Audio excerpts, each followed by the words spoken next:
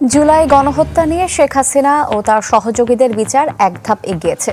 সকালে আন্তর্জাতিক অপরাধ ট্রাইব্যুনালে যোগ দিয়েছেন নবনিযুক্ত প্রধান কৌঁসুলি তাজুল ইসলাম। তিনি বলেন, গণহত্যার কোনো আলামত যাতে ধ্বংস না হয় সেদিকে গুরুত্ব দেবেন তারা।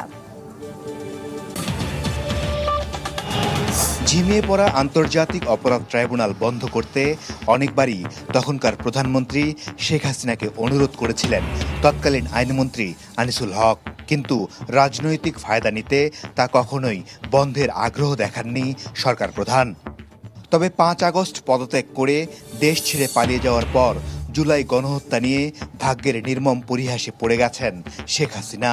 ১৪ আগস্ট ট্রাইব্যুনালে প্রথমবার তার বিরুদ্ধে মামলা হয় গণহত্যার। এরপর শুধু ছাত্র আন্দোলনে গণহত্যা নিয়ে ট্রাইব্যুনালে মামলা হয়েছে ১০টি।